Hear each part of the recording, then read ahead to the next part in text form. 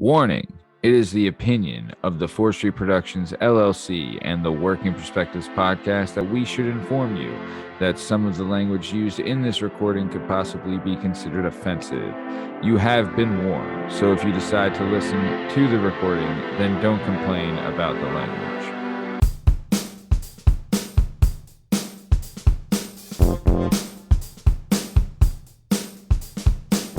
Hi, hello, how are you? Thanks for stopping by. Today we're going to talk to some real people about some real things, living real lives, doing real stuff.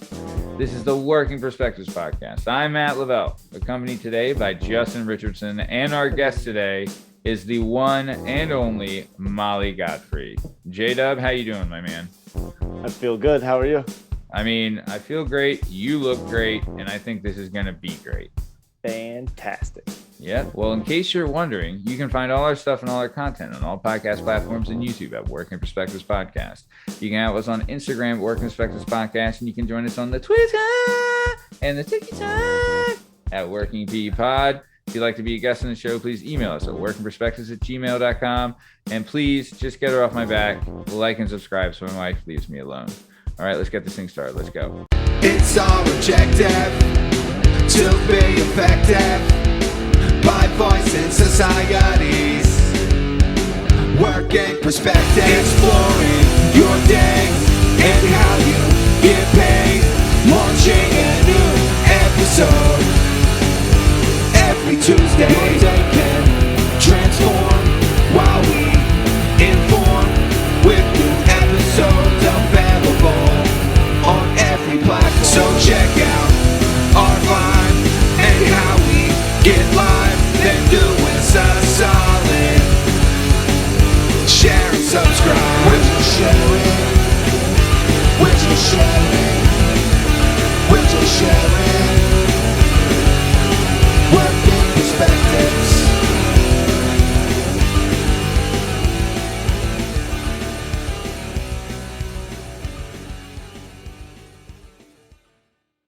All right, JDub, let me tell you about this one. So, there's a long road that we all travel down, and it's called life. Am I right? Or am I right? Go on. Yep. So there's sometimes on the long road of life where you run into people that you have a really strong connection with, and then, things just happen and your roads travel down different ways and you don't see each other, but you think about them from time to time over the years and hoping like they're doing well and things like that.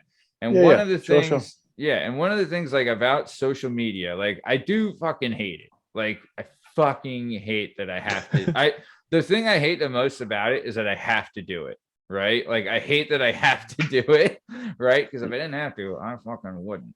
But one of the great things about it is that it does keep you in touch with people that that went down another road. You know what I mean? Like, that you guys aren't on the same road anymore. You know it's what I mean? A laundry list of people, of like the suggested people. And you're like, oh, that guy. I remember that guy. Yeah. Remember that guy?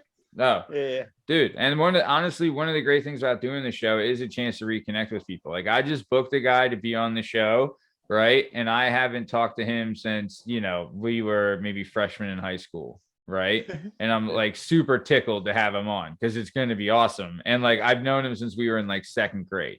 You know what I mean? So it's like great things like that happen. But I think too, like, I don't know. I'll also too, like, I look back on say like, like our teenage years. Right. Like that was kind of around the time me and you actually met. Right. Because what were we, like 14, 15, something like that? Yeah. Somewhere right around there. So same time as me and our guest today, Molly Godfrey, met, was about in that same age. And dude, I'll tell you, those are some struggling years. Oh, baby. Things get weird in those teen years. Am I right or am I right? Up to all kinds of nonsense. Oh, bro, you're finding out and stuff. Embarrassment and Yeah, it gets really weird, but it's also like you find people like that, like you find out these are people that like you need, you know what I mean? Like I don't know, like you find someone that you can relate to that really helps you through those struggling times, right? Yeah, you find people with the same oddities that Yeah. You no. trauma bond. You got all kinds of things you people like fall into each other for. Dude, you know what? It's a beautiful thing. Amen, man. Amen. Trauma bond. Trauma bonding. Nailed it on the head with that one, pal. Hey-oh.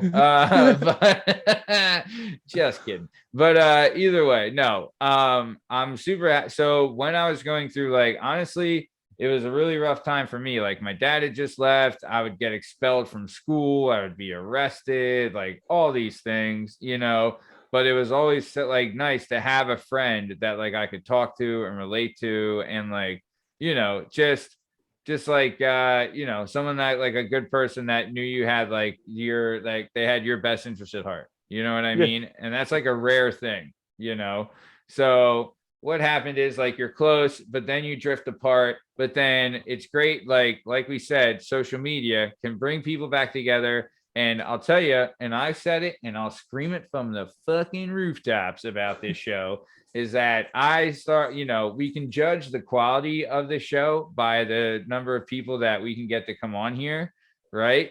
And when I found out that this special person not only liked the show, but was a listener of the show and agreed to be on the show, I'll tell you, I was tickled pink when she decided to come on. I'm super happy to have her here. She's an author, right? A published author, right? She's a business owner. She's a mom. She's a wife.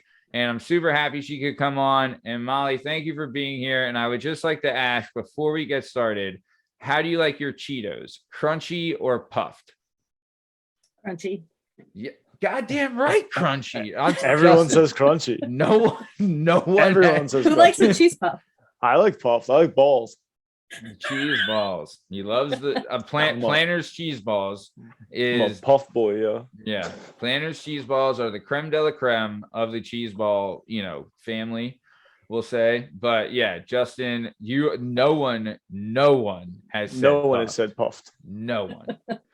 The first, I would love if we could get because we've had some bad dudes on here, but like when Rogan comes on, or McGregor or whatever, one of those guys when they come Bo on. Jackson. Yeah, anyone if we get another Navy SEAL on here, I would love for them just to be like, oh yeah, puffed all the way.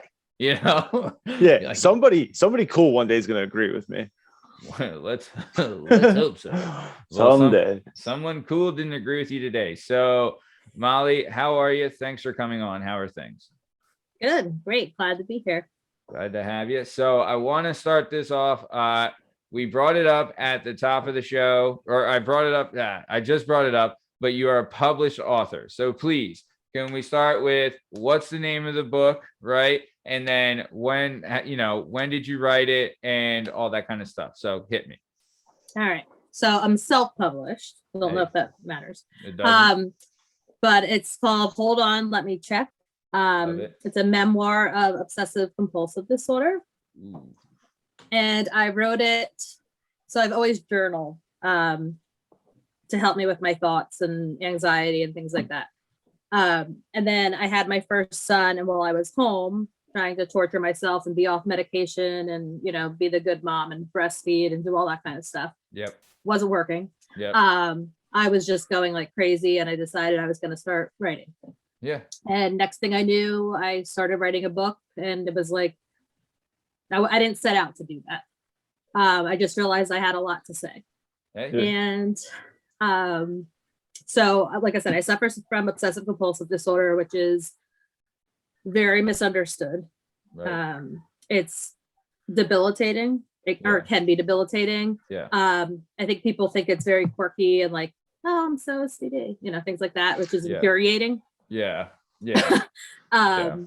Because there was a point where like I could barely leave my house. Like, you can become like, oh just, wow. Yeah. So it can really just trap you where you're at. Wow. Yeah. So like you obsess about something, and then you may have compulsions, which I do, which is like, so one of my biggest ones when I first found out I had it was checking the stove before I left the house. So I'd worry that I left the stove on. So I'd check it to make sure it wasn't on. Yeah. I'd go to walk away to leave. I'd think, oh my gosh, what if it's on? I'm like, sure. You start like questioning yourself. Oh, Which Yeah. so you can see how that could become like yeah. Oh, Yeah. big time. And like, did you Yeah. like you're saying like, did I check it? Oh, did I accidentally turn it on when I checked it? Right. Yep, Like you're saying like all of that. Did yeah, you did I bump it? Did I did that stem from an incident of someone ever leaving the stove on, or is that just your thought like if this happened, this is bad? I Like think that- just a fear. It's nothing Yeah. ever happened to me with the stove. Okay. But it's actually a very common tick of OCD. Yeah. There's a really a big commonality with what people do. Yeah. So like checking doors, things like that, being worried about diseases, which Yeah. are all things that I've had worried about. And it's what I can, so it's kind of like a controlling thing. So I can control if my stove's off. So it's like that anxiety builds up and it's something I can actually physically look at and, Yeah. focus on. Yeah. But why I think it happened is because I was in a unhealthy relationship. Yeah. Not that person gave me OCD; it was in me. Right. I was always an anxious person, Mhm. but they lied a lot, and I started questioning like myself, like I felt crazy. Yeah. Yeah. And the one thing I latched on to things I could check and things Yeah. that were real. Yeah. But So- that's not like a healthy thing to do. Yeah. So you were kind of like, so you wanted to bring yourself back down from like, okay, like I can control this and I can make sure that this isn't this. And I can like confirm at least like that this is real and like that Yeah. that this is then been prevented. And then Yeah. you would like trap you, like, did it eventually escalate from more things to like not just it's just like everything Oh, and yeah. and so then it's taking you hours to even leave the house, Yeah. right? Yeah. So my psychologist actually says she always tells me not to let it grab territory. And by that she means, okay, you're worrying about the stove. Don't start worrying about your front door. Don't start worrying about like, Yeah. I just kind of you just start grabbing onto like anything. And I explain it in my book. I compare it to like a drug addict so that, they need drugs to get that high and feel better. When you're obsessive and you compulse, the compulsion gives you that release. But it only lasts for so long. Completing the task. It's very circular. So you have to keep doing it. And it's just you get in this cycle. It's never ending. Wow. Man. Yeah. I mean, thanks for sharing that. And we're going to get more into that later. So you were experiencing all of this and you found writing as like a platform where you can kind of get your emotions out, get your feelings out and like kind of express yourself in a healthy way. Right. Yep. Like, gosh, that is, I mean, too, like, it's crazy too, because don't get me wrong. I'm not saying OCD is crazy. I'm saying like, it is crazy that like, it can really just like, because what you're saying, I have that thought all the time. I hate it. Like very small doses of it. Like, I feel like it's very common. It's extremely common. I think it's more common than other people think. And I do see where it's like, and usually I'm not one for this type of thing, but when you're saying like, this is something that legit crippled you and like almost made you living in a coffin of like, just like debilitation so like when someone does say it in a joking way, I could see that being like kind of upsetting. I understand that for sure. Yeah. I feel like at the same time, like that's why I kind of wrote the book, because I was that person at some point that didn't realize it was really that bad of a disorder. It was like, it's kind of whatever, people like to be orderly, that kind of thing. Yeah. But one of the worst obsessions that I've ever had that just, it's like horrible. I hate when I get to that point and it's really a common obsession, is that you're hitting someone when you're driving. So I would worry that I wasn't paying attention because I'm like so filled with anxiety and not focused that somehow I hit somebody. I'd look at my rear view mirror, couldn't convince myself that I was okay. I'd go around the block. And I told my psychiatrist this and I was like, I don't even want to say this out loud. Like, I feel like insane. Yeah. And she's like, no, it's really common. That's a really common one. And I was like, still, that must have okay. been refreshing. But I mean, like, in refreshing, a way, but also just horrifying, like wow, in the moment. Yeah.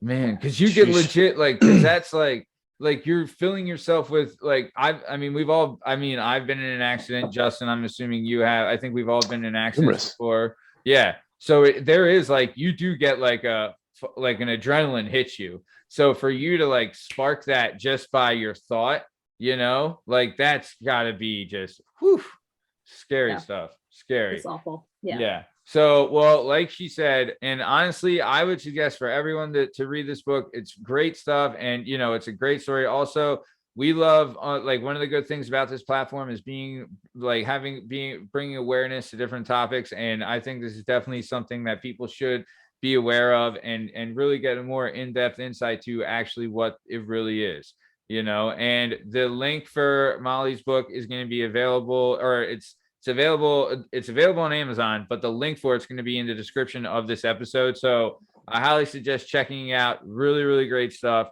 So let's keep it moving though. So I want to start this out. I know. Let's bring it back up. All right, guys. How about a joke? Hey, I'll start off with a joke. So all right, Molly, what did Ernie say to Bert when Bert asked him if he wanted some ice cream? God, I have no idea. I'm terrible at jokes. Sure, Bert. I don't get it. Sure, Bert. Sherbert, like Sherbert. Would you like some ice cream? Sure, Bert. Sherbert. Oh, all right. I'm terrible God at damn jokes. it. Oh my God. Jesus Christ. That joke has never missed once. Jesus Christ. Is this thing Don't feel on? bad. It's me. It's just me. I do it to everybody. I mean, that joke was running a high. It was going to come down eventually. That had to miss sometime. What are you going to do? The best shooters keep shooting. So, all right. So let's keep it moving. So you were born and raised in Easton, PA, home of a lot of things. I'll tell you, Yeah. Easton is a place, and it is definitely a place, and it's definitely got some character, right? That's for sure, yes. There's an Olympic champion from Easton. There's a world heavyweight boxing champion from Easton, right? Like there's there's just all these crazy, like for Lisa Ann from Easton. Oh, really? I didn't know that. Yeah. Who's the boxing? Larry Holmes. Oh, Larry Holmes. Yeah. Yeah. I didn't know that. Yeah. So nice. No, but Easton, it's crazy. This city is like, there's something in the water with you you freaking guys up there. Like it is next level, the crazy, but it's also awesome. Like it's a badass place. I will say that. I wrestled up there I would wrestle and train up there for a number of years, and it is like, it's the Mecca. And I'll tell you this, something that is awesome is that the number one sport is wrestling up there, but beating football, which is crazy because the football is massive too, but wrestling's just dude, if you ever went this is one of those places that they do it so right that it makes people want to wrestle, right? It's rare that you go to a high school and you see a wrestling match and it makes you want to be on the wrestling team. This place does it freaking right. If you imagine this, Justin, if you will, you go into their gymnasium, massive gymnasium, probably sits 4,000, would you say, Molly? Maybe big. Yeah, it's big. So 4,000, jam-packed, where it's people are standing in they're inches away from the guy. Yeah. It's jam-packed, right? Then there's a DJ, right? So everyone has their own entrance music. The team has its own entrance music. And then also all the lights are out except for one light over the center of the mat. And the place is a madhouse. That's actually pretty cool.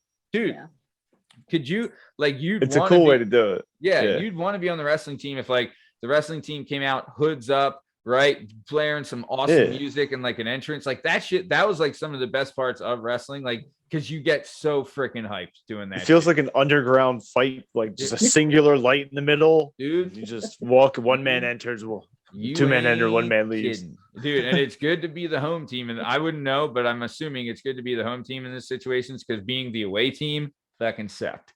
Let me tell you, I'm because dude, the crowd, legit, you're watching an organized gang fight is 100% what it is. It's literally what it is. Right. We've brought our gang, you have your gang. Now we're all gonna wrestle. Think about it, right? It's all kids repping like colors of one school or colors of another school, right? Or like it's not even a school, of an area, right? You're representing an area at that point, like you're representing your town, right? And then you're going there, you're gonna fight the guy that's the same weight as you and like similar to size, right? And then and it's one-on-one, and everybody watches and they yell and it's nuts. And like these, and like I'll tell you, I think I remember watching like a history thing, and one of Easton, like the first ever Pennsylvania is the best in wrestling. We brought it up before, big deal. Yeah, we talk about wrestling, shove it.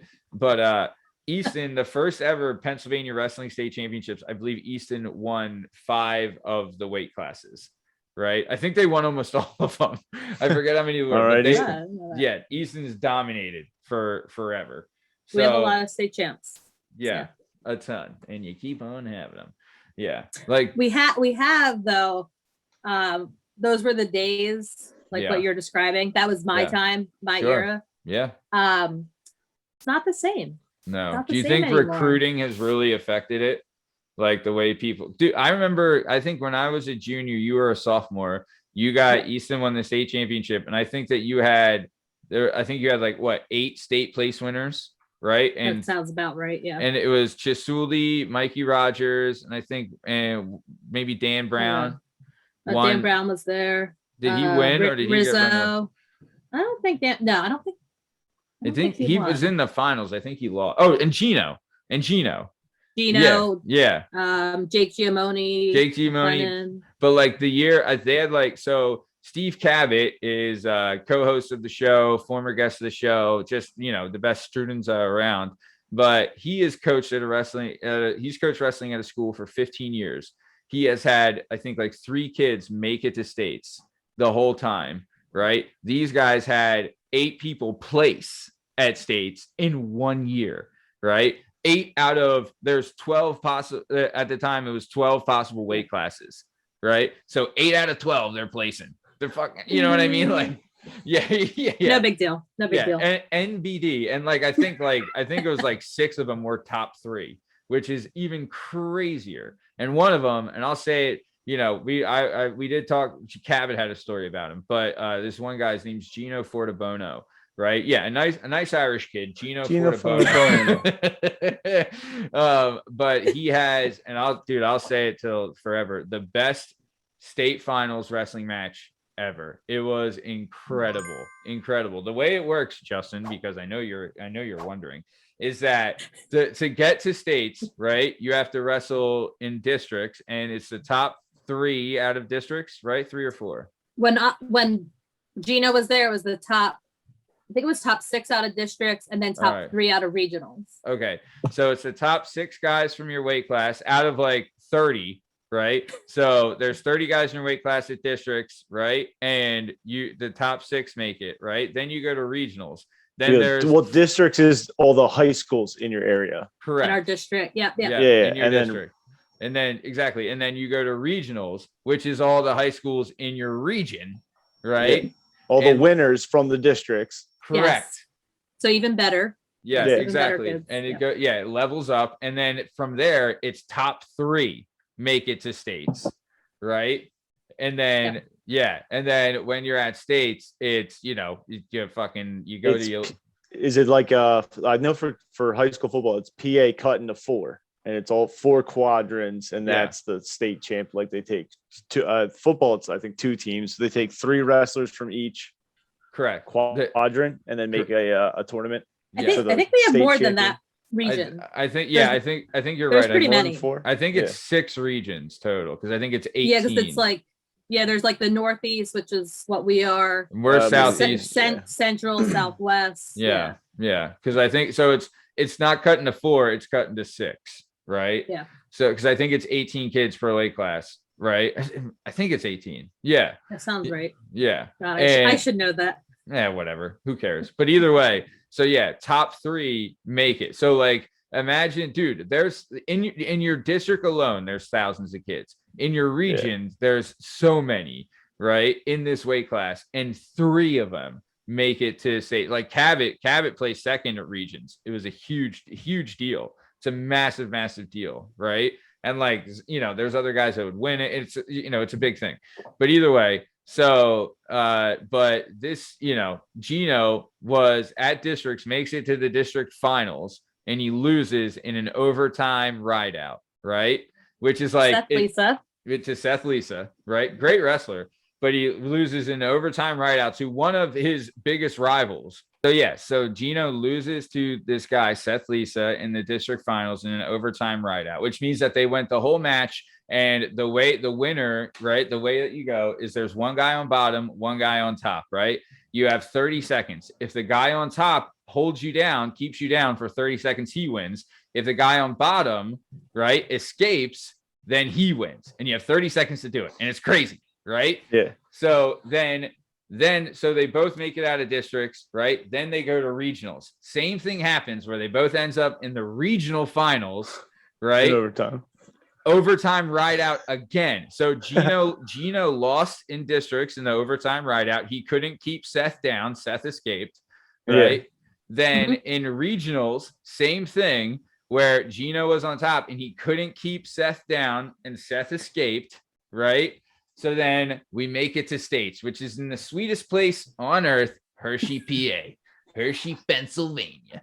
Right. I used to, dude, it was such a party going out there for state. Oh my God. It was such a blast. We had the best times, but either way, we're out there and same thing happens. State finals, right? Same thing. Gino Fortibono against Seth Lisa goes into a double overtime ride out or just overtime ride out. I think it's overtime. Back then it was like you had like 1 minute, I think, overtime, and then ride out was the ultimate. So he goes to an overtime ride out again. This time Seth is on the bottom again, Gino's on top, and Gino has to keep him down for the 30 seconds, right? But what Gino had done wrong is he had bad hand placement for the first two times in districts and regionals. He fixed his hand placements where he would cup underneath the arm, like up here on the shoulders, and then he was able, he holds him down, right? He's like, they're fighting like madmen, like you have to imagine this is probably you gotta hold a man down for 30 seconds. They're both I think they're both seniors at this time. They both wrestled varsity all 4 years, so they've probably wrestled each other 20 times, and that's just at the high school level, not even the midget level, where they probably wrestled another 20 times. So these guys have probably wrestled each other so many damn times, right? And I don't know if Gino had ever beaten him at this point, but either way, I think they had. I think they kind of went like back and forth. Okay. Yeah. Oh, you're. I mean, you would know, but either way, they were both really, really good, right? So then it's like, dude, the clock's ticking away. Seth is like almost escaped a couple times. They're going out of bounds. They come back to the middle, right? The clock winds down. Hits buzzer. Gino jumps up, runs into the stands. He's like celebrating in the stands, going crazy, dude. Honestly, it was like one of the place it's in the Hershey Arena where the Hershey Bears play ice hockey. It's jam packed, right? A packed house. Everyone going ape shit. You're wrestling in front of like 12,000 people, 15,000 people. A lot. Yeah, and it's two guys in front of 15,000 people going crazy. It was fucking nuts, and dude. Even thinking about it, I'm getting fucking hype. But yeah, and it was like also the Seth Lisa went to this school called Northampton, which is like that's got to be one of your guys' biggest rivals, right? Yeah. He coaches there now. He's the head coach. Oh, really? Look at that. Damn, good. Look at that, man. Good, yeah, dude. I know. Honestly, I've never even interacted. I only interacted with Gino a couple of times. Really didn't a lot, but yeah. So either way, a cool guy. Yeah, super cool. So nice. So either way, as you can tell, wrestling not a big deal in Easton, but so here's how it go. Molly, born and raised in Easton, she did the public school K through 12, right? And her parents are just the best, right? Dad's the man. Mom is a total fox, right?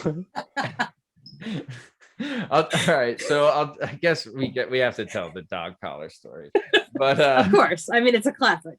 So like we would hang out in Easton a lot, right? And like when I was working up there, and like we would go over at Molly's house for dinner because Molly, like we would all hang out. Like Molly has a sister, and her parents are the best. They would make us like stuffed shells, and like it was awesome. Freaking loved it, right? And like it was just like a cool place. Like we could all hang. It was a bunch of teenagers, you know. So it was me, Dave Witt, and like and Tom, my brother Tom, and then like, you know, Molly, her sister, a couple friends, and we're all just hanging out at the house, like doing whatever.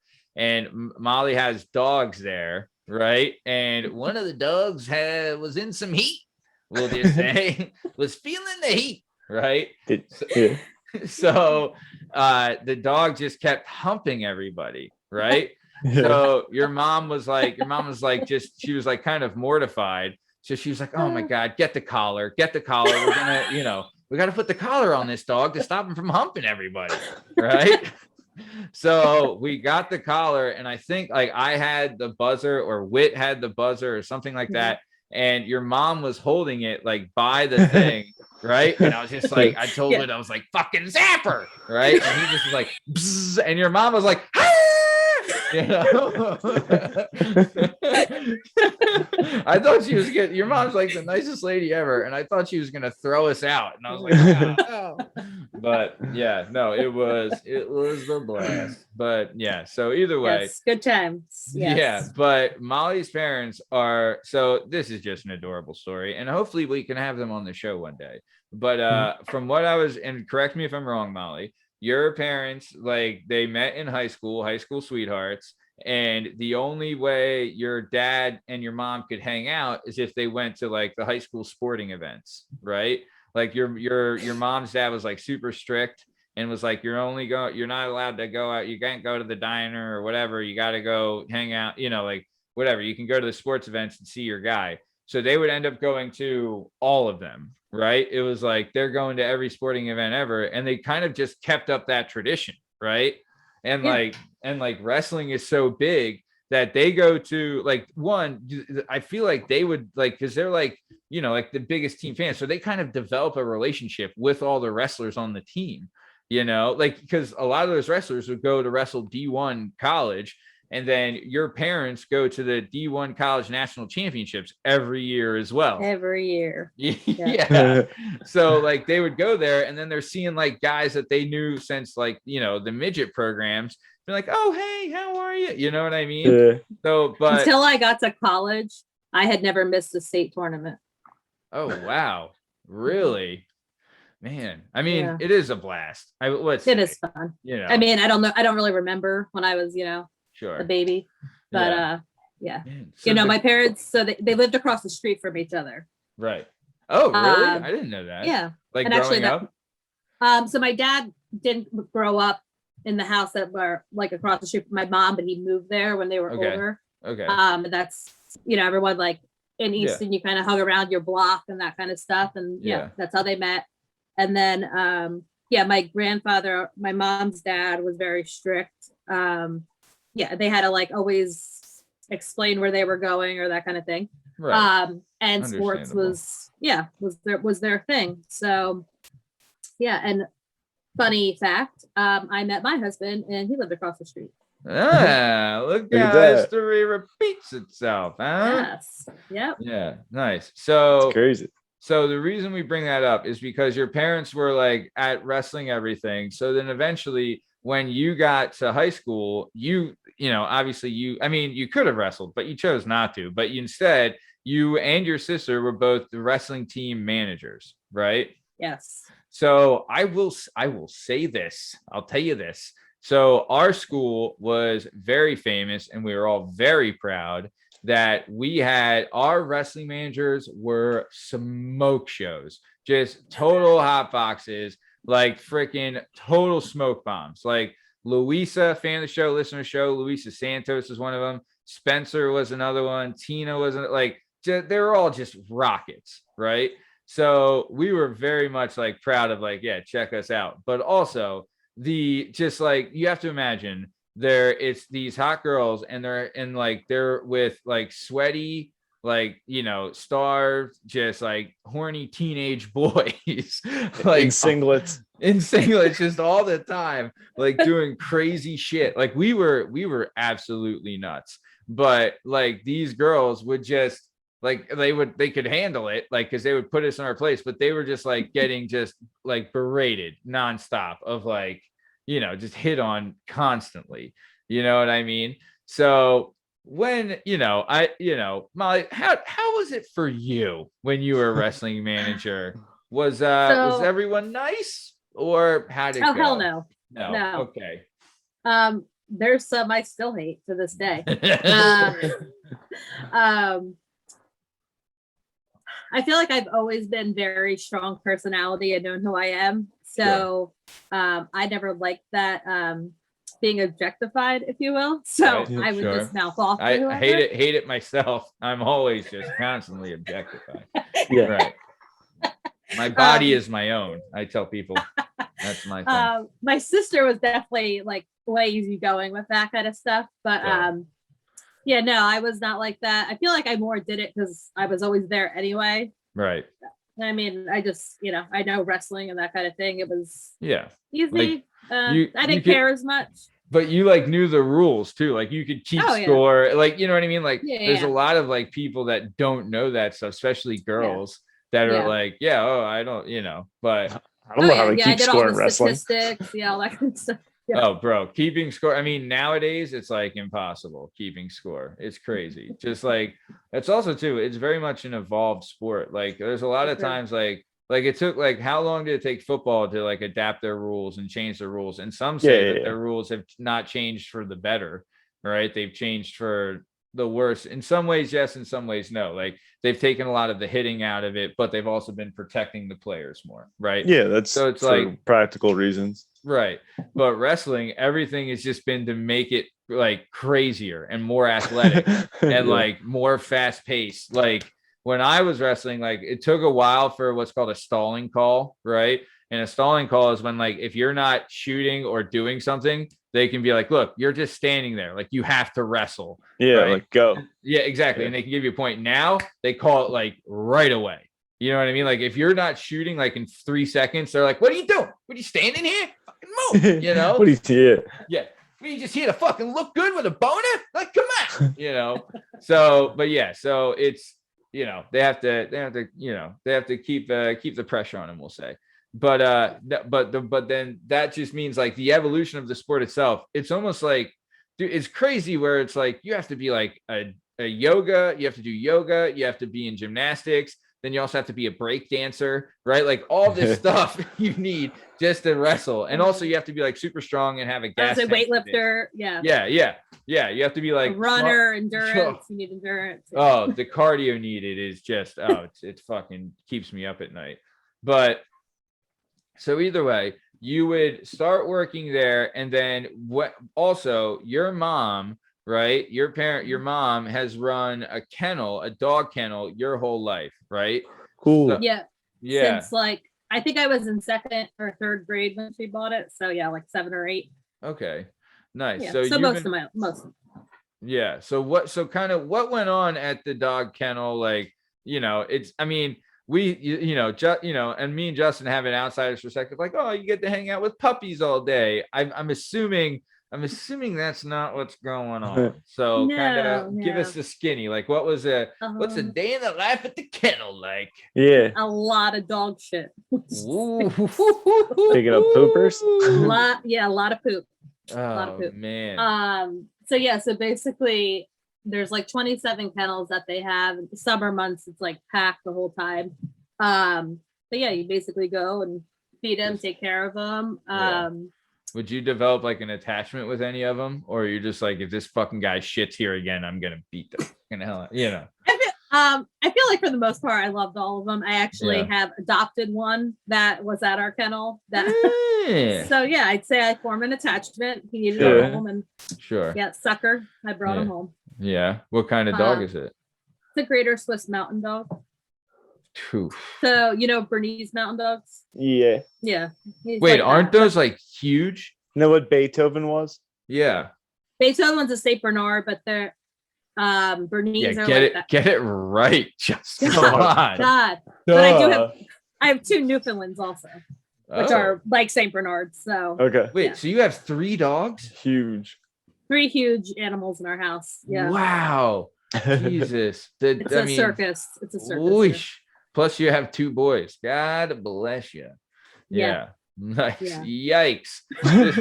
Just wait till like I can imagine Bold. the food bill with the dogs as of now, but I can only imagine like when your boys like start hitting their teenage years and start growing, you're gonna have to work 3 jobs just to pay for food. It's gonna be insane. But Yes. so nice. Okay. So you're working there, you're doing the kennel, and like you would go in with your mom, and it was kind of like you're working there, but you're working with your mom. So it's also kind of like, like you would end up going back there a couple times in between jobs, like when you needed money. So it was always kind of like a safe place to have and a good place to work. Plus, too, like that's like real freaking work. You know what I mean? Oh, like yeah. when you're there, your mom's probably just like, hey, I'm not putting up with any of the shit. So go pick up the shit right now. Okay. Yeah. Like it's a She whole. is the best boss ever. She is. I mean, She's- I th- I feel like nothing bothers her, so she's just like, happy every second. I'll tell you, we were doing we had discussed on a previous show, it would have been the End of Roundtable Part 3.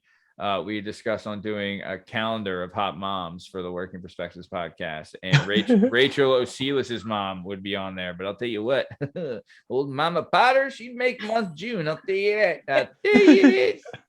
For sure. But no, she's the best. But yeah. She is. No, She is. she's always been like the sweetest. I mean, I shocked her with a dog collar, and she still like let me back in her house. It's like, come on, Yeah.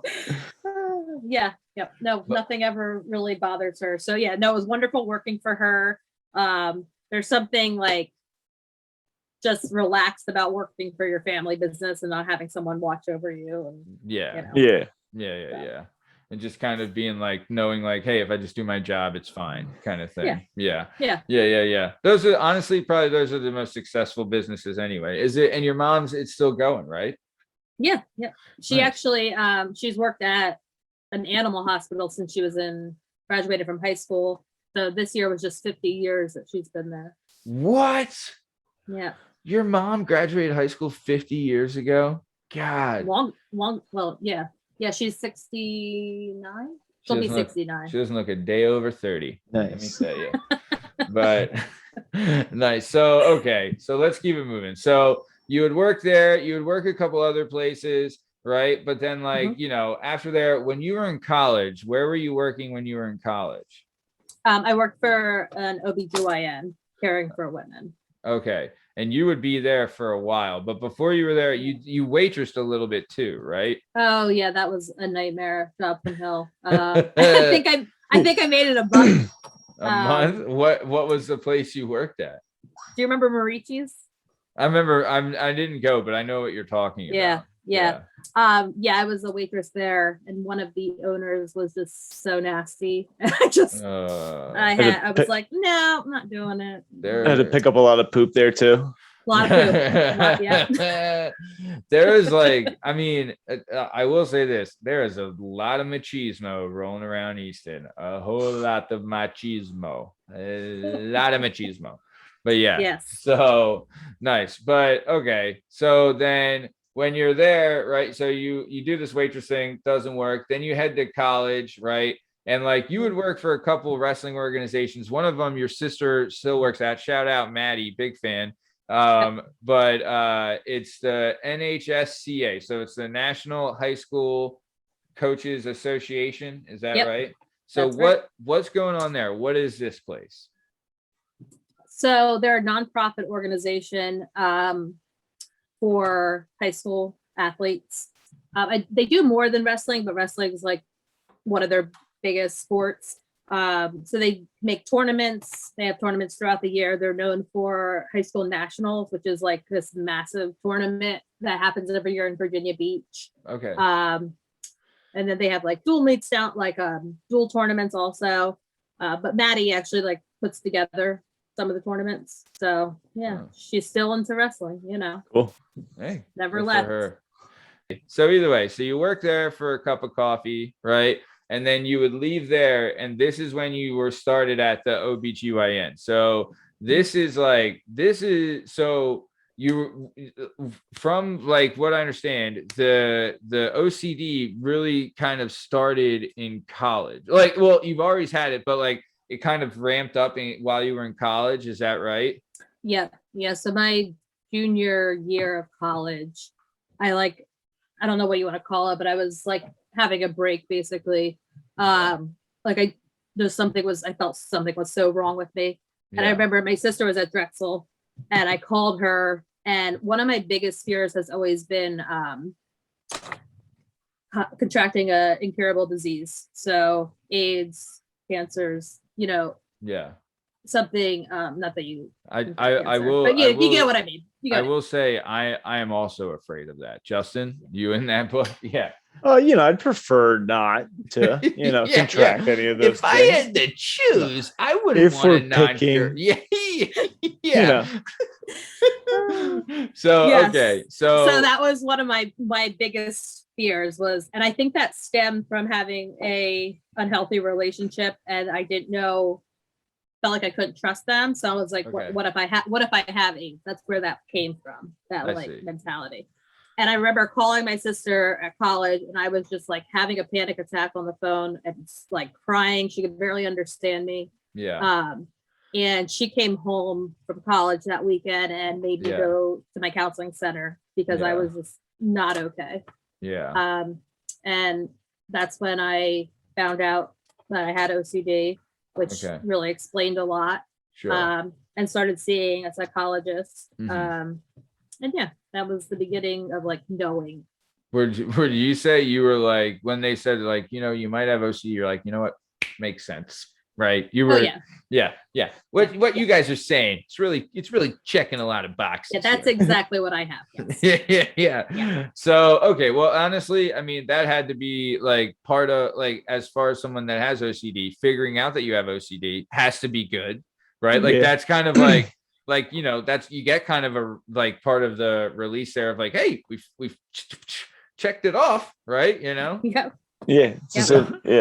I saw a doctor and they're like, you have anxiety. And I was like, I'm not anxious. They're like, no, it's a lot of other things too. I was like, it is? And they're like, yes. And I was like, oh, I guess I have anxiety then. Yeah. Like they let it off the list. I was like, oh, I have that. I have that. I was like, oh, well, I guess if you put it like that, then I do have anxiety. Then you are anxious, yes. Yeah. And like depression, we were all hit with the depression bug, right? I think we've all been there, They read off the list. You're like, yep. You're like, look, no, I just like sleeping 12 hours a day. I'm not depressed. It's just awesome. I had such a hard time like believing that I was depressed. Like, and I was in like a major depressive episode, like bad. But I'm like, no, I'm just like anxious. I'm just, Yeah. I'm not depressed. Everyone waits till 3 p.m. to talk. Yeah. Yeah. Have you eaten or said anything today? I'm like, I don't know. What time is it? 5?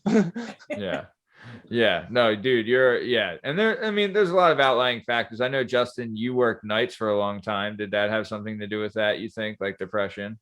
I mean, that's just a whole different, you're a vampire. Yeah. Some people love some people love it. Some people, if you try and live a normal life, it's terrible. You just have to accept the life of a vampire, right? Yeah. The eternal darkness. Yeah. But so, Molly, you're saying though, like, you didn't believe you had depression because like you're in a relationship, you're in school, you have a family that loves you, you're doing good things, right? Like you're not fucking shooting up in the alley. You know what I mean? Like you have some positives going on. Yeah. Right. So then when they're telling you this, you're like, no, fuck off. Right. Like, come on, me, get out of Dodge. Like, no, I'm happy. I'm okay. I'm just sad about this incident, or whatever. But no, it was more than that. So we don't have to get into that. So you go to your sister comes up, takes you to the counseling, you figure this out, you make a huge step in your life, which is in your book, which the description in the description of this episode will be a link to the Amazon where you can buy the book. And I would suggest everyone does because it's fantastic. And then, so like we said, your sister comes up, you have a breakthrough, you go to the counselor, you have a big thing in your life, and and you talk about it in your book. And the book, there's a link for the book in the description of this episode. I highly suggest everyone take a look. Really, really good stuff. And then from there, right, you you have this epiphany kind of breakdown revelation. And then had you already started working at the OBGYN, or would you go to the OBGYN after you had like this thing? I was already there. So I started there when I was 17. Oh, wow. Yeah. So I was like, I think I was a senior in high school when I started there. And okay. And what were you doing there? Like, you weren't looking at Bojingos every day, just like Bojingo. So I wanted to be a doctor. Okay. So Same. that's why I actually started working there, Right. to see what it was like and whatever. But no, I did, I guess you would call it like a medical assistant. I went in for procedures and all sorts of stuff. Nice. And Okay, then so through college, you would watch and like, yeah. Okay. Sorry. Yeah. Go ahead. Yeah. I mean, and through college, I had the most amazing boss. I love her to this day. She's just awesome. Yeah. And she would let me, kind of come when I needed to, go around my schedule. Yeah. So I mean, I would do all sorts of stuff. I mean, I eventually started doing billing. I did everything. Oh, that's great though, right? Like, Yeah. you kind of saw Not at like how the sausage is made. Justin, what did you want to be when you grew up, when you were a kid? Like a space pirate, Right. I think, because I didn't want to drown. It sounded like a nightmare. Yeah. Yeah. But like, pirating, pillaging, ravaging, Always fun. stealing. Yeah. But Yeah. preferably like maybe like a fake leg or something cool. Ooh, eye patch for sure. Right. And Honestly, it affects your depth perception. They just did that from the darkness on the ship, out and about, and then like the light down below, you would just switch it. yeah. Yeah. I remember seeing that too. Because like it would like your eye would automatically adjust to because it's complete darkness down there. Right. Well, So, out in the sea, it's complete darkness. So to be able to see rock stuff, you don't want your eyes to dilate. You want it as big as possible. Yeah. So if you were to go down below real quick, you'd put your eye patch over that eye to keep it dilated. So when you go back up, you don't have to like wait, I guess. I don't know. Hey, I mean, honestly, I would wear an eye patch if I could see through it, because they're just fucking badass, man. Like, if you see a guy, like, I think there's the one like Navy SEAL congressman guy that has an eye patch, and I'm like, well, this guy's just the baddest motherfucker that's ever lived. He's got a fucking eye patch over here, like, come on. Because the eye patch is the one medical accessory that has not evolved since 1604. It's just a strap and a flap. That's Same it. thing. We were like, this is it. This is perfect. We never change this. Oh, your eyeball's messed up. I have the thing that we've been using forever. It's black. It straps across your whole face. We don't have anything better. Yeah. And we don't need anything better. No. Strap and a flap's all you need, babe. Right? Oh, you're gonna love it. Strap this big black. It's gonna stick out a little bit. You can put it on either eye. How does it go? Oh, just right across your forehead. You won't even notice it. Yeah, it's gonna leave a nice red line on your forehead. Gonna look great. Small, medium, large. Oh, no. One size fits all. It's $3. It's on the bottom shelf at a Rite Aid. It's the best thing you could ever buy. Yeah. I legit bought one and I wore it for like 10 minutes and I was like, oh, this isn't good. Yeah. Dude, I remember doing that, and my dad was blind. And I was like, how the fuck did he do it without two eyes? I can't even do it without one. Yeah, brutal stuff. So either way, you're working at the Bojingo factory, and when you're there, to look at buttholes, just like all day, it's just one meat curtain after another. Just like, all right, who has the drapes on today? Whoa, is it a camel or is it a suitcase? What are we looking at here? Yeah. But either way, no, that's a delicate subject, because that's God's place there for sure. That's where creation is made. That's true. Either way, yeah. Hardest job in the world, right? Being a mom. Let's shout it out. Hardest job in the world, being a mom. Yeah, I thought roofing as a redhead in the summer is tough, but nope. You moms. That's a Bill Burr joke. Stole it from Bill Burr. But either way, so you're working there. So can you kind of give us a rundown? What was a typical day at the Bojingo house? And then by Bojingo house, I mean taco stand. And by taco stand, I mean the meat market. And by the meat market, I mean the liquor license. And by the liquor license, I mean the holy house. And by the holy house, I mean the scrub brush. And by the scrub brush, I mean the deep dive. And by the deep dive, I mean the waffle twaffle. And yeah, I'm running out of names. Justin, you got anything? By the waffle twaffle, I mean the ham factory. And by the ham factory, I mean the Molly. Okay, so the axe wound ward. Yeah. And by the axe warden, we mean the squish mitten factory. Squish mitten. Oh God. This is just childish now. I mean, let's talk about how many buttholes you saw and how different they all are. I mean, I'll tell you this. I'm pretty proud of us for getting to the squish mitten factory. But either way, so yeah, what was a day in the life like at the squish mitten factory? That's staying. I love that. So after high school, I actually took a year off from college, or before I went to college. Okay. So that a year in a life, then I was working there full time. Basically, I would, put patients in, do blood pressure, stuff like that. There's a machine. I don't know if you ever saw one. It's called a non-stress test for pregnant women. A lot of high risk, you need to test the baby's heart rate and everything's okay. I would hook people up to the machines, all that kind of stuff. So yeah, I'll tell you, my time in an OBGYN office, it's going to surprise you, really short. Just gonna say. So I have not seen that machine. But you had a baby. They're at the hospital. Oh, maybe I have then. Maybe I have, because I have seen the miracle of childbirth, which is that's a mess. I straight up, God. Me and my girlfriend don't plan on having children, but if we do, I'm smoking cigars in the lobby. We're just kicking it old school. You go in there alone, you come out with a kid. Guys. Well, I slam face first into motherhood. So my oldest, I was only 34 weeks pregnant. And I had preeclampsia, so I had to have an emergency C-section. You have to talk in English. You were how many months pregnant, and you had what kind of illness? Oh God! So I was 6 weeks from the baby being fully cooked, if you will. Okay. Shit. And then I had preeclampsia, which is basically a concurrent to eclampsia, but your organs can shut down. Yeah, you need those. Do need them. They're kind of important. Yeah. Gotta get those clams. Yeah.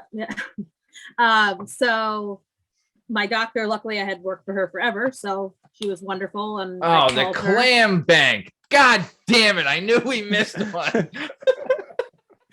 Oh my God. Well, I call my clam baker, if you will. All right. So you're there, you have preeclampsia, right? Mm-hmm. And the doctor was like, look, we gotta get this bun's about to burn and we gotta get it out of the fucking oven, right? So you had emergency C-section 6 weeks early, which I mean, that's so wow. Don't want you to have to relive that, but how was it? I relive it in my book also, because of course, I couldn't just have a normal happy healthy pregnancy. I had to have an emergency C-section, have the baby ripped out in 5 minutes, and people wonder why you would worry about things. Right, and then I wasn't obviously ready yet. Your book, by the way, link in the description. Everyone should check it out. FYI. So my oldest son was born early. He was only 4 pounds 6 ounces. So he's a tiny little guy. Yeah. And had to be in NICU for just almost 2 weeks, which was really hard. Yeah.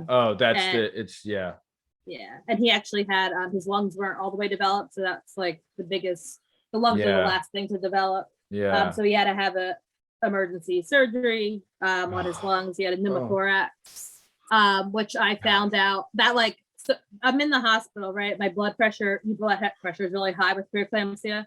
Yeah. So they're trying to give me meds and calm down. Yeah. And we called over to the NICU to check on my son, and they were like, "Oh, the doctor will call you back." And a few minutes later, the doctor comes in the room, and I'm like, "Oh, this is so sweet. She's coming to see us." And she's like, "Your baby turned blue, and we had to do an emergency surgery." And I was like, I just lost it. Cool. I literally just sat in the bed, hysterically crying, and I'm like, "Is he gonna live? I don't. What does that mean?" Yeah. But then they reassured me, and he was fine, and he was healthy and great. And Yeah. That is. Didn't need that. Yeah. Yeah, You could have that's just not told me he helpful. was fine when you were done, you son of a bitch. Your Yeah. baby actually can walk already, and we've lost him momentarily, but we are going to find him. He's Yeah. quick and he's slippery still, so we're Yeah. gonna get him. We're Yeah. gonna get him. Yeah. He's not blue, but he's very fast. Dude, I'll tell you the NICU, God, that place. That is a You had to do it. Not for I me. used to deliver there. I used to deliver medical equipment. That's a party, yo. Everyone's just in a good mood and having a good time. So One time God, I was so much better off than most people, man. So we were it was my godson. But Justin, go ahead. What were you gonna say? No, I met a 15-year-old who had just had twins who were in the NICU, and I could just see him sitting there. He's 15 years old and he just had twins. I was looking through the window. I was like, your whole life's over. Yeah. It's over. You're done. You wrapped it up at 15. 15. You're just like, I'm good. We're just gonna have 2 kids. It's not even one. One you could still try and pull together a normal life. You have 2 children now you're responsible for. This You have is to buy a true. different car. At 15. At 15, you can't 15. even And fucking the mother was drive 15. yet. They were both parents were 15 years old. And they were Oh. both premature babies. So that's the difficulties of that, having to be at the hospital in and out. God forbid anything's wrong with the kids. And then they have a chemistry test. It's like, what the fuck? You They're like, kidding I me? have math. Are you gonna watch Jeffrey and Guys, I'm missing 4th period lunch to be here. So what's going on? That's I'm in 10th fucking grade. I Yeah. don't know where Guam Dude, is, but I have to raise children. Could you imagine what I knew you when you were in 10th grade? I think we all knew I knew didn't even both go of to you school in 10th grade. Yeah. Yeah. Could you imagine having twins in 10th grade? God bless them. Ugh. Oh, God bless them. Seriously. Wow. I couldn't imagine Yeah. having twins as an adult. Oh, dude, So- yeah. I couldn't have- imagine it at 36. Kidding me? Yeah. I couldn't do it right now. It'd be a No. nightmare. No, I wouldn't want to do it. I wouldn't want to. Yeah. I'd refuse. Yeah. Be like, tag, you're in. I'm out of here. No, that's so much. But yeah, the NICU, to get back on a sad note, like we started the show, but no, not a sad note, sorry. To get on a downer note, yeah, NICU, just the most heartbreaking place in the world. Really is. I mean, prayers out for everyone in NICU. Just God bless you. I would deliver to Chop, and it is humbling to be cranky for work and then walking into a place and seeing sick children in wheelchairs. And you're like, I guess my life's I'd still be I'd be upset that I could no longer be upset. I'd be like, I guess it's not that bad. Yeah. I guess I can buck up and get through the rest of my day. Dude, I always not wondered too, right? Oh, sorry. Go ahead, Justin. No, that's it. Yeah, I can get through this. I'm not a child in a wheelchair in a hospital. Yeah, dude, I'll tell you. And I always wonder too, like you're saying, your son had to have emergency surgery. I remember my daughter, and honestly, any baby or child you hold, right? They are the most precious, innocent, incredible things, right? They're little shit monsters, but they are incredible. And even the thought of harm coming to any child is really upsetting. But to have to cut, they had to legit cut a child, right? To have the strength to do that, you're either just the strongest person or you're a fucking monster. Right? Like, let's not get it twisted. So whoever that is, we need a fucking psych eval. Are you insinuating that people who do surgeries on babies are psychopaths, or? Well, I mean, I think we'd all be okay with cutting an adult. I mean, I'll slice it. Yeah, I know what you right? mean. It's like, what do you want to be when you grow up? You're like, I want to cut babies open. Dude, yeah. Could you imagine? Right? Listen, I'll say they're some of the most amazing. Yeah. I don't know how they do it. it. The Lord's work. Dude, They did like literally 24-hour shifts. Like, yeah. So craziness. we had a former guest of the show, friend of the show, and mother of former co-host of the show, Bonnie McCormick, Party Boy Pete's mom. She was a nurse for 25 years, and she was a nurse at CHOP, which is Children's Hospital of Philadelphia, aka CHOP, #1 children's hospital in the world. #1 in the fucking world, right? And so she was there, and I remember talking to her about this, like the person who is like able to perform surgery on a child, that is the strongest person, because in their mind, they're not doing like their whole thought process is what is best for the child, right? So like they love the child the most because they're willing to harm the child in a way to do what's best for the child. And that is like, come on, is there anything fucking stronger than that? Like, fucking forget about it. Who are we over here? Fucking come on. I don't care what you're doing, but yeah, you're fucking, so either way, so you're working at the clam bank, right? And either way, working at the taco stand. So you're there, and a regular day in life. How did we get on you having kids? Whatever. We went there. I literally don't know how that happened. You jumped into motherhood 6 weeks early. That old chestnut. And yeah, but now your son's strong, happy, healthy, just a beautiful boy. So yeah, you are blessed. You have a beautiful family. I will say that. Beautiful family. And you're a great follow on Insta. If anyone wants to check out these good looking little rascals, check out on Learke. So spell it for it though. So LEARKE LLC. Yep. That's my handle. And there'll be a link in the description. So check it out. Very cool. Will be a link for everything in the description because we're going to get more on that later. So you're at the OBGYN. So a day in the life, how many, are you looking at a day? So I didn't go in for regular, like, your regular checkups. I only went in for like procedures. So there were days I didn't see any. I don't want to hear this horse shit, right? When you have a lady coming in, right? In your mind, you have to think like, oh my God, what does her Bojingo look like? I'm going in the room for this one. Right? Like, I can't say that's ever crossed my mind. That has to happen. I mean, it's not you seen one Bojingo, you seen all the Bojingos, right? It's, every Bojingo is its own Bojingo. You know what I mean? Right? Like, I feel like from working there, like, you just got Bojingo'd out. It's no different than looking at a hand. You know what I mean? Like, it's that.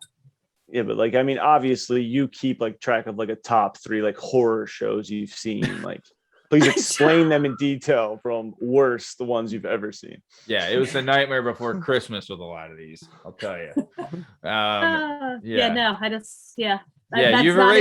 You've erased all of that happily. Yeah. But no, I can't imagine. I mean, also the OBGYN at your place, man or woman? All women. All women. So yeah, I wouldn't even get into that. If I was a lady, I would want a lady. You say that? Yeah, I feel like it doesn't matter. Like, I just had no. Yeah. I mean, could you imagine though? Like, imagine being an OBGYN and your reference, like, oh, go to my mom told me about you. And you're going there, like, like if you're the OBGYN, you're just like, oh, you and your mother, you look exactly. That's awful to think about. I'm not gonna ask Molly, so don't worry. But Yeah, they don't either have that. way- They don't I'm an have open that. book. I'm an Yeah. open book. They don't Yeah. have that for dudes. Like you go to a dick doctor, he's like, "Oh, you and your father, the same penis." Oh, look Your at balls. you. You're like, "Oh, that didn't pass down." You're like, "What didn't pass down?" I'm like, "Oh, well, your father was quite the man." Like, I don't want to Yeah. go here anymore. Yeah. It's like I thought your father was Jewish. What happened to you? L'chaim. Yeah. So either way, okay, we'll get off the OBGYN, aka the taco stand, aka the clam bank, aka the squish mitten, aka the the hippopotamus. But either way, so after you leave the OBGYN, right? You go from there, and you would have like a bunch of different roles there, as you talked about. Whoa, I do want to touch on this. So while you're at the OBGYN, you met someone special. I did. I And met my husband. let's talk about it. How did that Okay. go? How'd you meet him? And Okay. let's get into it. All So right. we won't say his name, but you can Okay. say the fake name you had for him. But Okay. so either way, So we'll call him Paul. Paul, Yep. Yeah, so that's his fake name. got it. So I don't know how old I was at that point. I had already graduated college. And I was you were- living at home, Okay. living Yep. at home with my parents. And Paul lived across the street, and I was just very fascinated in this gorgeous man. Yep. And Tall, what he dark, was and doing. handsome. Yep. So I finally got up a nerve to go over and ask him if he wanted to go out for a drink. So we did, and I fell in love with him that night. And yeah, rest is history. Wow. Nice. Kismet. Yeah. Yeah, I literally text my mom at the night we were out, and I'm like, I love him. I just You knew. I just knew. Yep. Wow. Justin, yeah. do you think you've ever been on a date where a girl texts her mom that they love you? Nah. It takes a couple days to get I'm a little rough around the edges. Yeah. What about you? No, definitely not. I probably had a couple, hey mom, can you just call the police kind of thing? But maybe not that. But no, I've never had any of that. But it's just, I don't think I've ever been. Well, I don't know. I knew I was going to marry my wife after the first date, but she did not know that. she didn't know, but I knew. But yeah, no, I knew I was going to marry her like right away after like one of our first nights I ever met her. I knew I was going to marry her. Yep. Done and done. We gotta wrap this I was up. like, I've been dreaming about you for a while. Finally, glad I ran into you. So, yeah. all begrudgingly. Yeah. It's like it took you're you finally long enough. here. Yeah. Look who decided to show up. But okay. So you would meet your husband, whose fake name is Paul. Fake Paul. And So he's named Paul because I was, doing some like background, investigation on him, slight Right. stalking. sure, Um, that old chestnut. and I didn't know his name, so yeah, I hate the name Paul. Sorry if anyone named Paul. So that's why I gave him that name, because I figured he was gonna have some hideous name. Yeah. Which he didn't, thank God. What would have been the worst name? Had he what would have been the worst name for him to have? Haggis. Oh gosh. I really don't like the name Paul. It could have been that. Paul is Paul is number worse. one. Hate it. Hey, Paul. I know one that All would of have our ruined Paul it. viewership is just plummeted. Yeah. Plummeted. We're doing terrible in Pauls. Yeah. Paul's we're do great in all other demographics. 50 plus we crush, but we're losing half of our 50 plus market because how many Pauls are 50 plus? Like Paul's rule 50 plus. You kidding me? We're losing half of 50 plus. Sorry for all the Pauls out there. Yeah, I Hey, feel bad. I feel bad for all the Pauls. fans of the show, listeners of the show, to all the Pauls out there, one love from the Working Pea Pod. Not So me. I'm with Molly. I hate you. wow, even McCartney? Even McCartney. Yeah, I'm gonna stick there. I'm gonna double down on this. Yep, Pete Rose. That's Pete. God damn. Oh, an idiot. What are the Peter, people Paul, named and Paul? Mary? That made sense to me. You're fine with Peter and Mary, but you'll leave Yeah, out screw Paul. Yeah, screw Pete Rose while we're at it. Paul McCartney. Bunyan? What did Bunyan ever do? Paul Bunyan, him and his blue ox. Oh, babe! Blue Ox, babe! Come on! I like the whole concept of him skating like with the butter to grease the skillet before they made him giant pancakes. Like the townspeople would put like butter on Yeah. their feet and just skate around on the big skillet. Dude, could you, Those pancakes in that book always look so good. imagine this though, right? Imagine you are skating on butter on a hot skillet that's gonna cook a 3-ton pancake, right? Yeah. Imagine you're skating on there and you slip. Oof. Oof.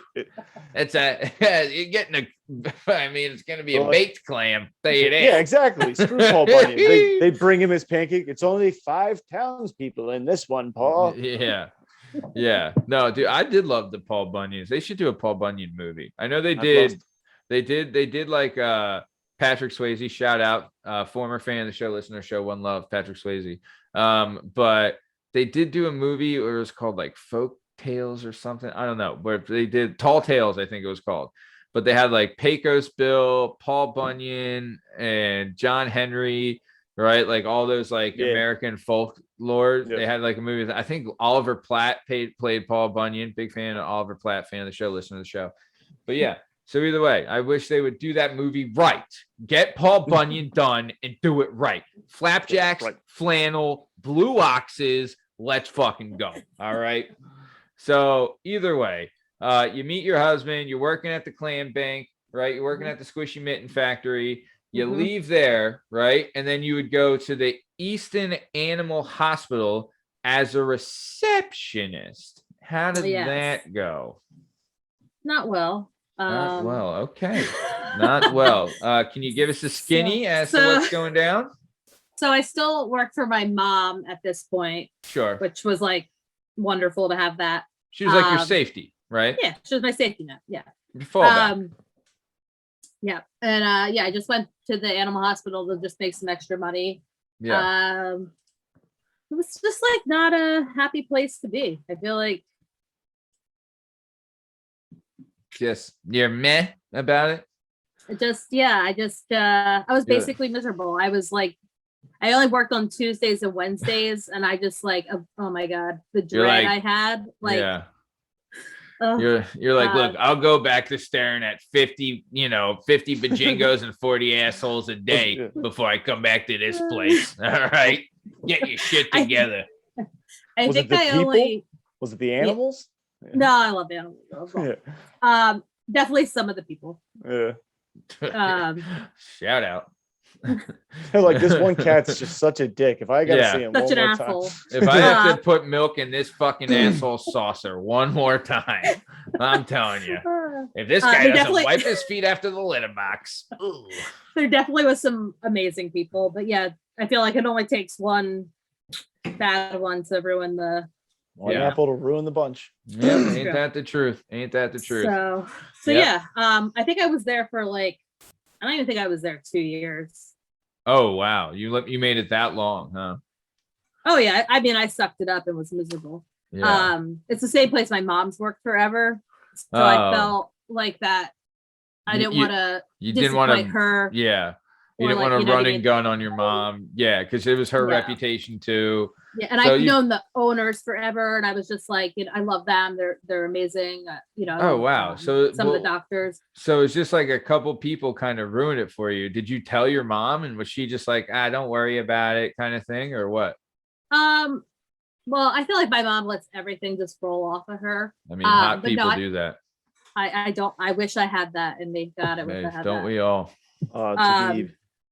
Oh God, like Doesn't- literally nothing bothers her. Yeah. No, but I definitely told her a lot of stuff. She knew I was really unhappy, and I think she Yeah. understood.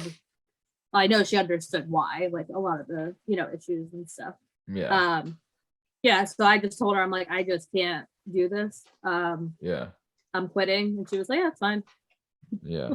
No, good. Yeah. I mean, yeah, she gets it. Well, and it's not like you were like not doing. It's not like you're doing a no call, no show. You legit tried, and you're like, Mom, I'm fucking sick of this freaking asshole named Jerry. fuck you, Jerry. We know who you are.